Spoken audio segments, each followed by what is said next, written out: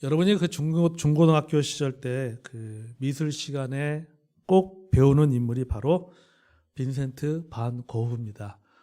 오늘 제가 우리 단체 카톡에 그 그림을 하나 올렸습니다. 보셨나요? 지금 온라인으로 예배드리는 성도님들은 아마 지금 그 전체 화면으로 볼 것 같고요. 우리 여기 예배당에 나오신 성도님들은 핸드폰에 꺼내보세요. 핸드폰 꺼내서요. 그 단체 카톡에 제가 올린 그 그림을 하나 자세히 한번 또 봐주시기 바랍니다.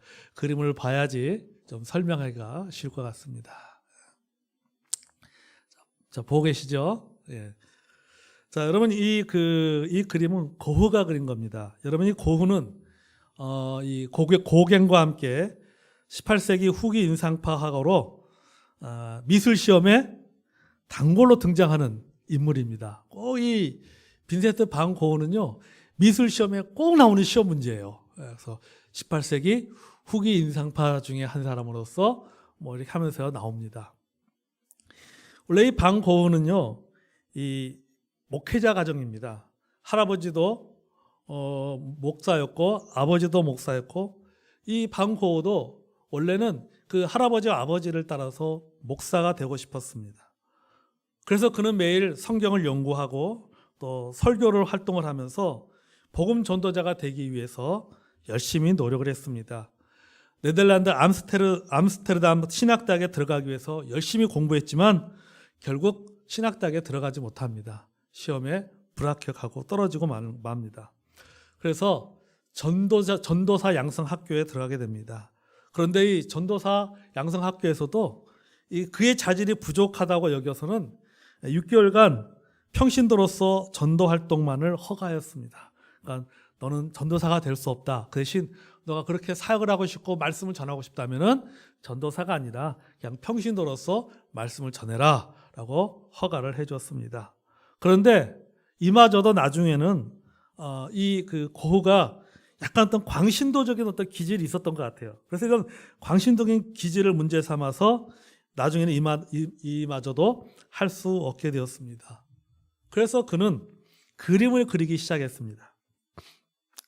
자신이 간절히 바라던 목회자의 삶을 살지는 못했지만 이 반 고흐는 자기가 그림을 통해서 말씀을 전하고 싶어 했습니다.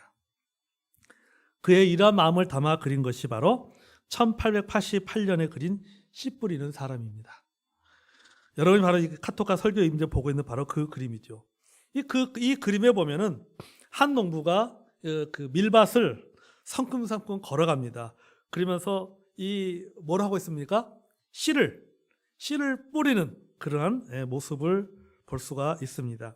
뒤에는 농부의 뒤에는 해가 니릇니릇 저물고 그 주위엔 이 자란 밀들이 자라서 꽉 담처럼 이렇게 막 빼곡하게 자라 있는 것을 보게 됩니다. 그리고 이 밀집 모자를 쓴 농부는 밭에 씨를 뿌립니다.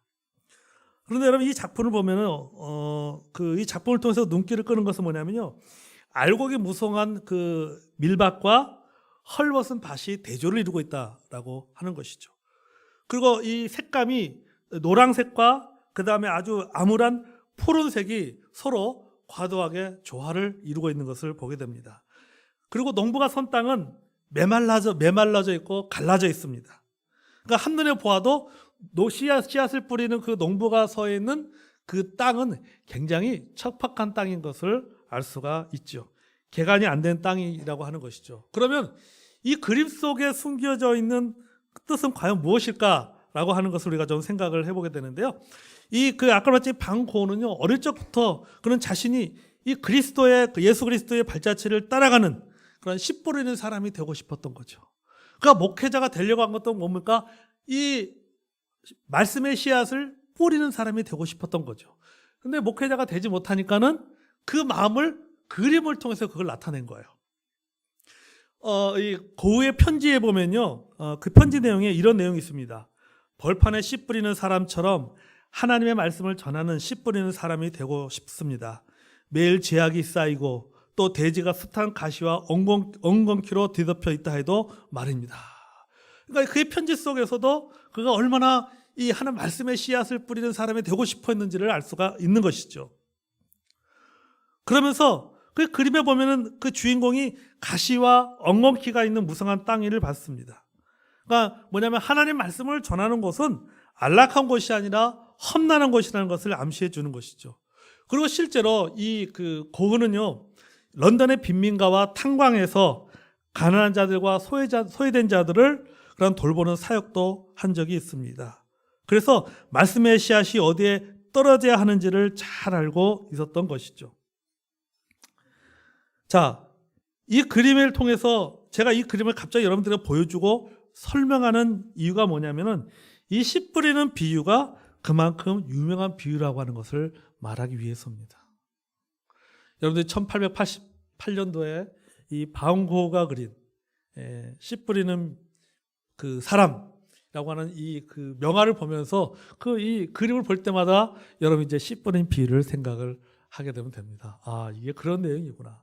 아, 이 그림 속에 이 그림을 그린 그 화가의 마음이 들어있구나라는 것을 여러분들이 좀 생각해 보면 좋겠고, 이 그림을 통해서 예수님 말씀하신 이 씨 뿌리는 비유가 얼마나 것이 놀라운 비유면은 이 그 바움고흐가 그림을 그릴 정도로 유명한 비유다라는 것을 여러분이 알았으면 좋겠습니다. 자, 우리는 지난 주일에 당신의 마음밭이라는 제목으로 씨 뿌리는 비유 중에 첫 번째 길과 같은 마음에 대해서 나눴습니다. 오늘은 두 번째입니다. 당신의 신앙의 깊이가 얇은 이유가 무엇인가에 대해서 우리가 이 돌밭과 같은 마음을 통해서 한번 나누고자 합니다. 자, 5절과 6절을 보겠습니다. 자, 5절과 6절 한번 같이 한번 읽고요. 같이 시작.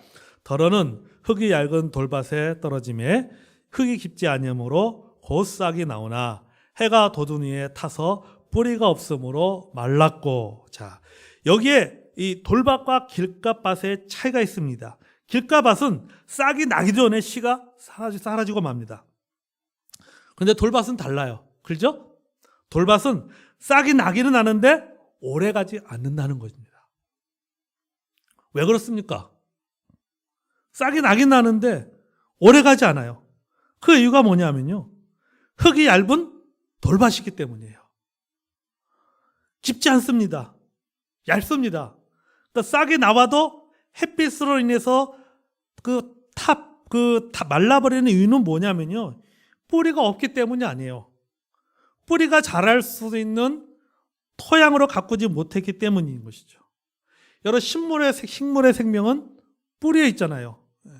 씨앗이 그 땅속에 심어지면은 자연적으로 시간이 지나면 뭐가 나는 거예요? 뿌리가 생기는 거죠. 뿌리가. 길가밭에 길가에 떨어진 씨는 뿌리조차 내릴 수가 왜요? 떨어지자마자 새들이 먹어버리기 때문에 씨가 났죠. 뿌리가 생길 수 없겠지만은 이거는 어떻습니까? 밭에 떨어졌거든요. 비록 돌밭이지만은 밭에 떨어진 거예요. 떨어지니까 뭐가 난 거예요? 뿌리가 생기는 거죠. 뿌리가 생기는데, 근데 문제는 뭐냐면요, 이 식물의 생명은 뿌리에 있는데 뿌리가 깊지 못한 거예요. 뿌리가 깊으면요, 햇빛이 강하게도 아무리 강하게 내려져도 생명력이 있기 때문에 뭐 하는 거예요? 견뎌내는 거예요. 성장합니다. 아프리카 사막에는 심딘 나무가 있습니다. 이 심딘 나무는 물도 없는 사막인데도 불구하고 잎사귀가 있어서 그늘을 만들어줍니다. 왜냐하면 이 심딘 나무의 뿌리는요, 사막 깊은 곳, 물 있는 곳까지 내려가기 때문이에요. 뿌리가 밑에까지 쭉 내려가서 사막이 있지만, 그가 척박한 환경, 사막이라는 척박한 환경이 있지만은 거기서 무성하게 그 나무가 잘 자랄 수 있는 것은 뭐냐면은 그 뿌리가 어디까지 내려가는 거예요? 깊게 내려가서 물 있는 곳까지 내려가는 거예요. 그러니까 아무리 햇빛이 내려져도 이 나무가 말라 죽지 않는 거예요. 성장하는 겁니다. 여러분, 생명은요, 뿌리의 싸움입니다. 뿌리가 깊으면 어려움이 와도 끄떡 없습니다. 이 본문의 문제는요, 뿌리는 있는데 뭐가 문제냐? 여기 가만히 본문을 우리가 묵상해 보면 흙이 얇은 것이 문제예요. 흙이 두터워야 되는데 흙이 얇잖아요. 흙이 얇은 이유가 뭡니까? 돌밭이기 때문이에요. 돌밭이기 때문에 흙이 얇을 수밖에 없습니다. 흙 밑에 돌이 자라고 있기 때문에 뿌리가 어느 정도 자라다가 더 이상 뭐 하는 거예요? 자라지 못하는 거죠. 여러분 한번 생각해 보세요. 뿌리가 내려서 머물 곳이 없습니다. 싹이 빨리 나긴 하는데 깊이가 없어서 빨리 나고 더구나 돌 때문에 뜨거워서 빨리 나는 겁니다. 그런데 이렇게 해서 빨리 나온 이 씨앗이 곧 시들어버리고 말라버리고 만다는 것이죠. 자, 예수님께서는 그럼 이것을 어떻게 해석하셨나? 우리 본문 20절, 21절 볼까요? 마태복음 13장 20절, 21절 읽어보겠습니다. 시작. 돌밭에 뿌려졌다는 것은 말씀을 듣고 즉시 기쁨으로 받되 그 속에 뿌리가 없어 잠시 견디다가 말씀으로 말미암아 환난이나 박해가 일어날 때에는 곧 넘어지는 자요. 아멘. 자, 여기서 돌밭에 뿌려졌다는 것은 말씀을 듣고 즉시 기쁨으로 받되, 여기 본문에 보니까는요, 말씀을 받는 기쁨이 있어요. 예수님께서 전하시는 천국 복음을 들으니 소망이 생깁니다. 용기가 생깁니다. 맞습니다. 예수님 당신의 말씀이 맞습니다. 아멘 합니다. 아멘하고 너무 좋아하는 겁니다. 여러분, 이런 반응은 좋은 것이죠. 길과 같은 마음보다는 훨씬 낫죠. 그래서 반응이라도 보이잖아요. 말씀을 듣고 그 말씀에 대한 반응을 보입니다. 하나님에 대한 자신의 믿음을 고백할 때, 여러분, 우리가 이 아멘하고 싶을 때 아멘하고, 손을 들고 찬양하고 싶을 때 손을 들고 찬양할 줄 알아야 되는 것이죠. 하나님께서 내게 말씀을 주시고 내게 그 감동에 대해서 본인의 것을 감정적으로 표현하는 것은 그것은 굉장히 좋은 것입니다. 길과 같은 마음보다 훨씬 나은 것이죠. 저는 우리 교회 성도님들이요, 이 하나님에 대한 신앙의 고백이 있어서 좀 감정적인 표현도 넘쳐났으면 좋겠어요. 좀 신앙의 리액션은 좋습니다. 신앙에 좀 리액션이 있어야 돼요. 그러나 여러분 뭡니까? 거기에 머물러서는 안 된다는 것이죠. 신앙은 단순히 어떤 그런 감정적인 것으로만 끝나서는 안 됩니다. 은혜를 받았다고 하는 것은요, 그것은 총체적인 역사예요. 지적으로 이해하고 감정적으로 뜨겁고 의지적으로 결단이 일어나야 된다는 거죠. 이 감동이 하나의 깨달음으로 끝나지 않고 삶으로 이어지는 단계가 돼야지만이 성장하는 거예요. 그 열매 맺는 거예요. 말씀에 대해서 반응하고 말씀에 대해서 받았을 때 기쁘고 즐거운 거 좋아요. 그러나 거기서 끝나서 우리가 안 된다는 거예요. 그것이 말씀의 감동이 그거 지적으로 이해했고 그것이 마음에 감동이 있다면 그것이 의지적으로 표현되어야 되는 거죠. 그것이 삶에 적용이 돼야 되는 거예요. 그래야지 뭐 하는 거예요? 그래 열매 맺는 거예요. 삶에 적용할 때 뿌리가 깊게 내려가는 겁니다. 뿌리가 깊게 내요. 여러분, 믿음은 믿음에 이른다 했잖아. 믿음으로 믿음에 이른다고 했잖아요. 순종으로 순종에 이르는 거예요. 마찬가지로 믿음의 뿌리를 깊게 내리면 내릴수록 아무리 햇빛이 내려져도요, 여러분, 나무가 말라 죽지 않는 것처럼 아무리 힘들고 어려운 고난이 와도 믿음의 뿌리가 영성이 깊은 사람은요, 넘어지지 않습니다. 흔들릴 수 있지만은 넘어지지는 않는 거예요. 흔들릴 수 있지만은 뽑히지가 않는다는 겁니다. 예수님의 다음 해석을 볼까요? 자, 그 다음에 이렇게 말하고 있잖아요. 그 속에 뿌리가 없어 잠시 견디다가 말씀으로 말미암아 환난이나 박해가 일어날 때는 곧 넘어지는 자요.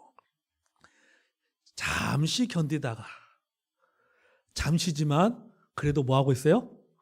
견뎌냅니다. 시간도 잠시지만은, 그게 오래지 않지만은, 그래도 순간이지만은 그래도 견뎌냅니다. 아멘 했으니, 은혜 받았으니 말씀대로 살려고 해요. 설교를 듣고 결심합니다. 그런데 오래 가지 못해요. 그죠? 오래 가지 못합니다. 근데 오래 가지 못하는 이유가 있습니다. 어떤 이유예요? 본문에 보니까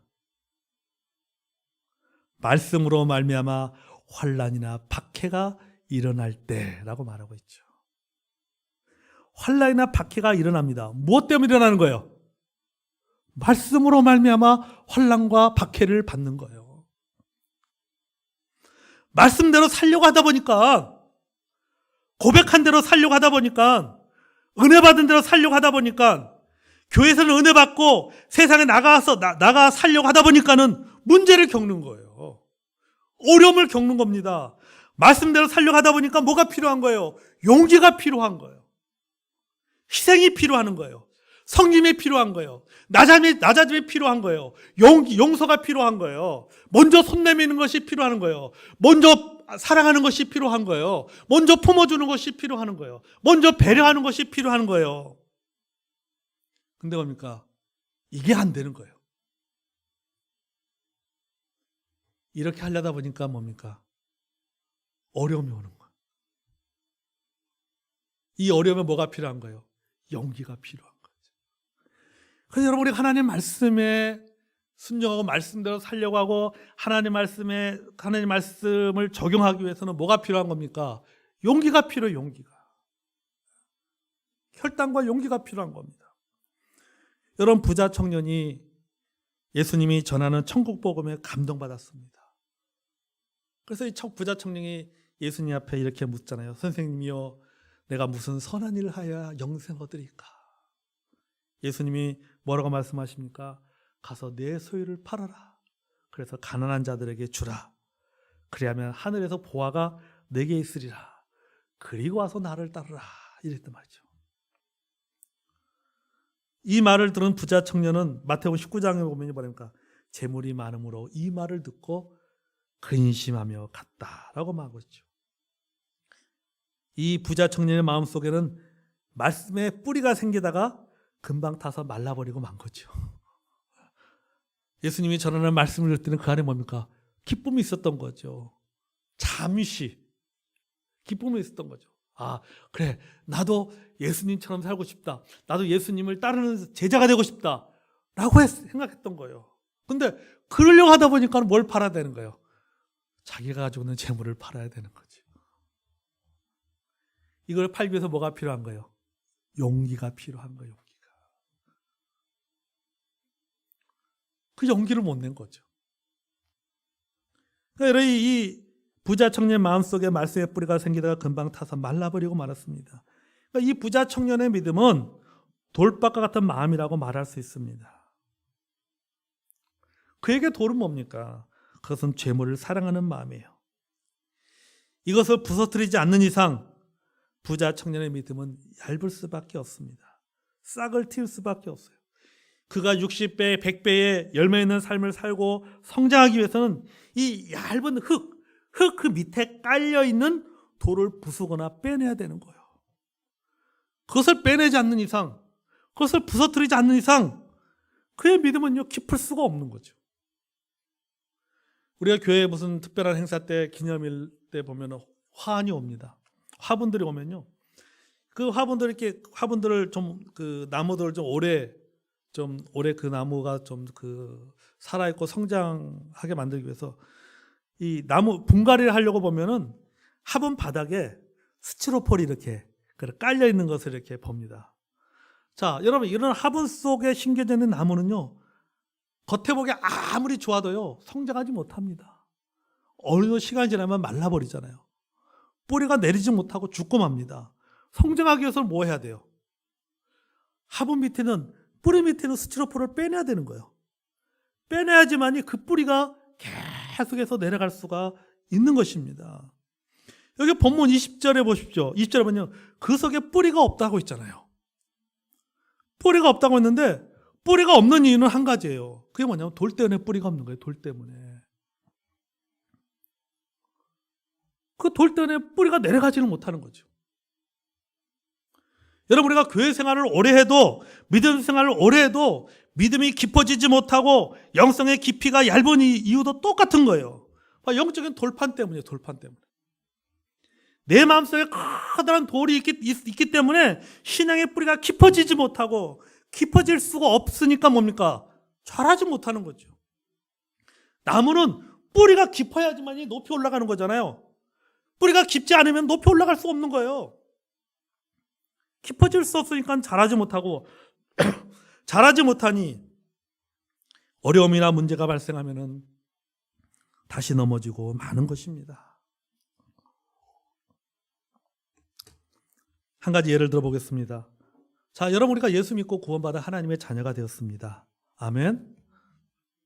하나님의 자녀가 되었을 때 우리 안에 그 기쁨은 이루 말할 수 없죠. 내가 하나님의 자녀가 됐을 때 누릴 수 있는 기쁨 중에 하나가 뭡니까? 그것은 바로 죄사함의 기쁨이죠. 내 죄가 하나님부터 용서받았다라고 하는 기쁨이죠. 내가 하나님의 자녀가 되면서 내 모든 죄를 사함받았다는 그 사실, 그리고 나는 지옥에 가지 않는다는 사실, 과거의 지은 죄와 죄책감, 저주로부터 해방되었다는 이 사실이 우리에게 엄청난 감격과 기쁨을 줍니다. 그죠? 여러분, 죄사함받은 기쁨, 이건 놀라운 기쁨입니다. 아멘. 얼마나 놀라운 은혜니까. 하나님 나를 용서해 주잖아. 내 죄를, 내 과거의 죄, 내 현재, 내 미래의 죄가 다 용서해 주셨습니다. 자, 그 용서함, 죄사함 받은 그 기쁨은 이루 말할 수 없죠. 그런데 그 다음에 문제가 있어요. 내가 죄사함을 받았다면 이제는 나도 남의 죄를 사하여 줘야 되고 남을 용서해야 됩니다. 내가 용서받았으니까 남도 용서해 줘야 돼요. 그런데 내가 용서받은 기쁨만 가지고 있지 남을 용서할 줄 모르는 거죠. 그러니 여러분, 신앙이 깊어질 수가 없죠. 남을 용서해야지. 내가 용서받았기 때문에 남을 용서해야지. 내가 사랑받았기 때문에 남을 사랑해야지. 그 신앙이 깊어지는 건데. 나는 사랑받을 줄만 알고 난 용서받을 줄만 알았지, 내가 다른 사람 사랑할 줄 모르고 다른 사람을 용서할 줄 모르니 그 신앙이 깊어지겠습니까? 깊어질 수가 없는 거예요. 그 사람에게 뭐가요? 그 사람의 밑에는 뭐가 있는 거예요? 그 마음속에는 돌판이 있는 거예요. 돌판이. 그 돌을 깨야 되는 거예요. 그 돌을 빼내야 되는 거예요.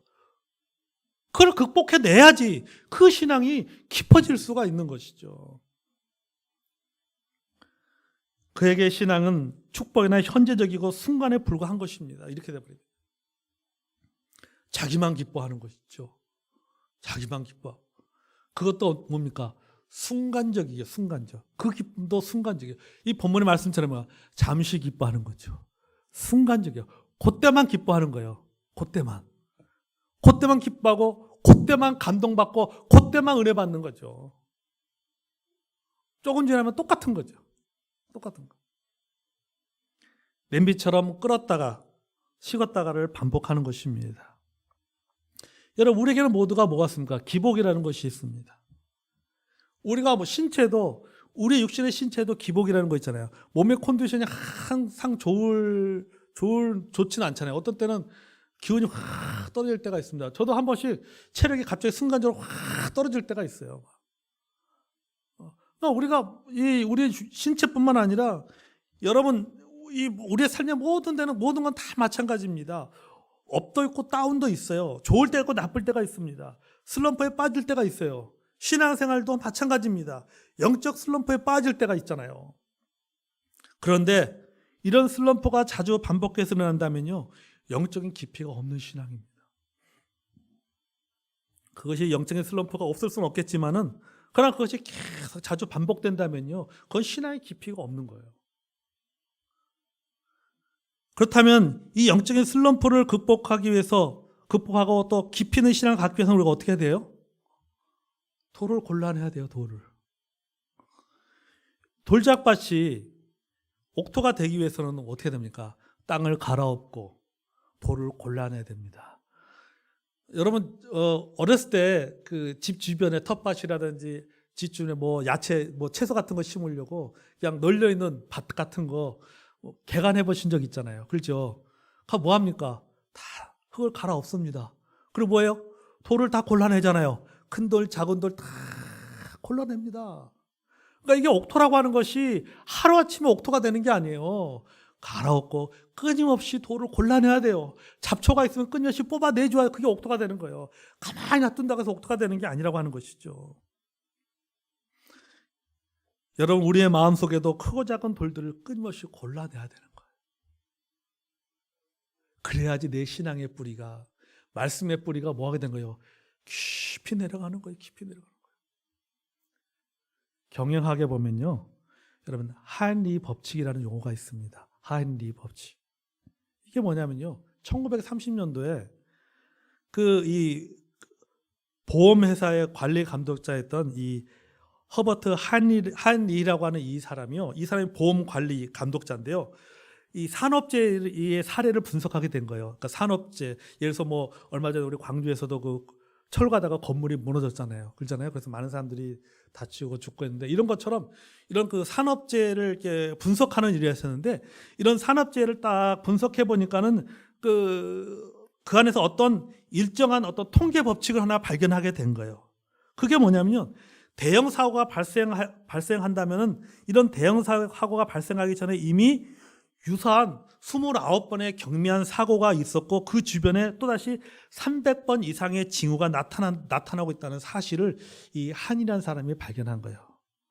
그래서 이 사람의 이름을 따서 한이 법칙이라고 하는 것이 만들어졌습니다. 그래서 이 한이 법칙이라는 것이 뭐냐면요, 이 1대 29대 300의 법칙이라고 말하는데, 큰 대형 사고가 나기 위해서는 그 전에 29번의 작은 사고들이 일어나고, 그 29번의 작은 사고가 일어나기 전에 약 300번 정도의 사소한 사고들, 사소한 일들이 발생한다라고 하는 것이죠. 이 말은 뭐냐면, 이 대형 사고라는 것이 우연히 또는 어느 순간 갑자기 발생하는 것이 아니라고 하는 것입니다.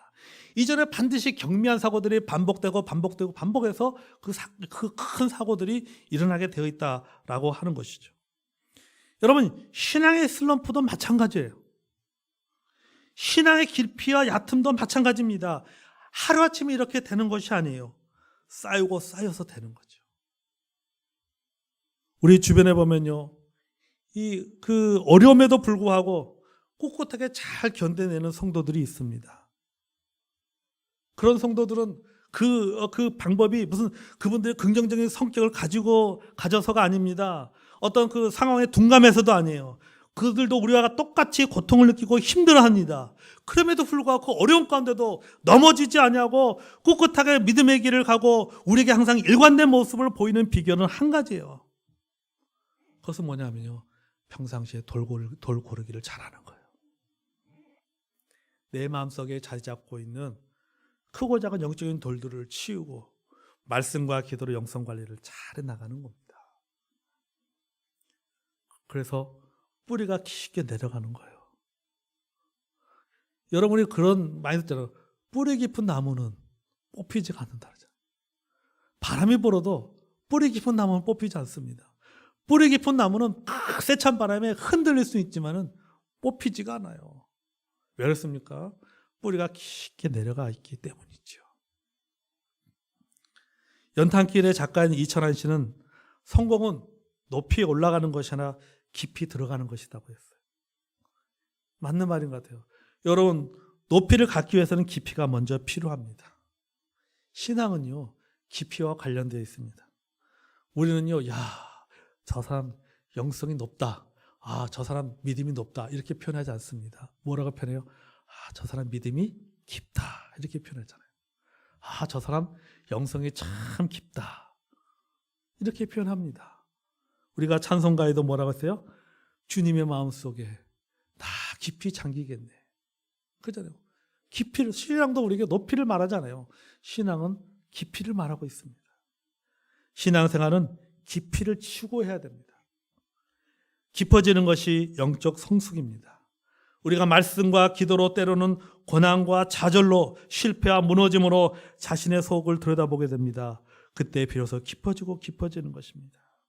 여러분, 깊이 없이 이 겉만 높아지면 결국 뭡니까? 쓰러지고 마는 거예요. 말라버리고 맙니다.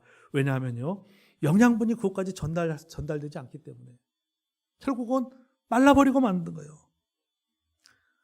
말라버리지 않게 해서 어떻습니까? 높이 올라가는 것보다 더 중요한 게 뭐예요? 먼저는 깊이 내려가야 되는 거예요. 깊이 내려가야지. 깊이 내려가서 영양분이 높이 올라가는 겁니다. 여러분, 우리가 하나님 말씀에 기쁨으로 반응하고 결심하는 것 좋습니다. 하나님 말씀에 아멘 하는 것 좋습니다. 하나님의 말씀에 은혜 받는 것 좋습니다. 그러나 거기서 끝나서는 안 됩니다. 말씀대로 살고 믿음대로 살고 은혜 받은 대로 살려고 하다 보면 반드시 어려움이 옵니다. 그것을 극복해내야 깊어지는 거죠. 어려움이 온다고 포기해버린다면 여전히 돌받기 같은 영성으로 살아갈 수밖에 없는 거예요. 사랑하는 성도 여러분, 신앙이 깊은 성도가 되기를 바랍니다. 아멘. 여러분, 그러기 위해서는 뭐예요? 우리가 뿌리를 내려야 됩니다. 뿌리를 내리기 위해서는 내 마음속에 자리 잡고 있는 돌을 늘 치워야 돼요. 늘 치워야 돼요. 그것이 자존심일 수 있고 죄일 수도 있고 잘못된 영적 습관일 수도 있습니다. 옥토는 그냥 만들어지지 않습니다. 하루아침에 만들어지는 것이 아니에요. 평상시에 뭘 잘해야 한다? 돌고르기를 잘해야 됩니다. 그리고 흙을 두텁게 덮어야 됩니다. 하나님의 말씀을 읽거나 하나님의 말씀을 듣거나 하나님의 말씀을 공부하거나 하나님께 여러 가지 상황 속에서 내게 은혜를 주시고 감동을 주시고 그것에 기뻐하고 감사하는 바 머무르는 것이 아니라 그것을 내 삶에 적용하고 순종하고, 그러나 적용하고 순종하다 보면은 어려움이 올 수 있어요. 성경에 보니까 무릇 그리스도 안에서 경건하게 살고자 하는 핍박을 받는다고 했습니다. 경건하게 살고자 하면 어려움이 올 수 있어요. 그 어려움에서 주저앉으면은 뭐 하게 되는 거예요? 돌박과 같은 마음이 되는 거예요. 그 어려움을 극복해내는 것이죠. 이겨낼 때 비로소 30배, 60배, 100배의 열매를 맺는 옥토 같은 성도가 될 줄로 믿습니다. 아멘. 자, 여러분이 그런 믿음을 갖는 성도가 되기를 주의 이름으로 축복합니다. 이제 찬송가 23장 우리 찬송 드리겠습니다.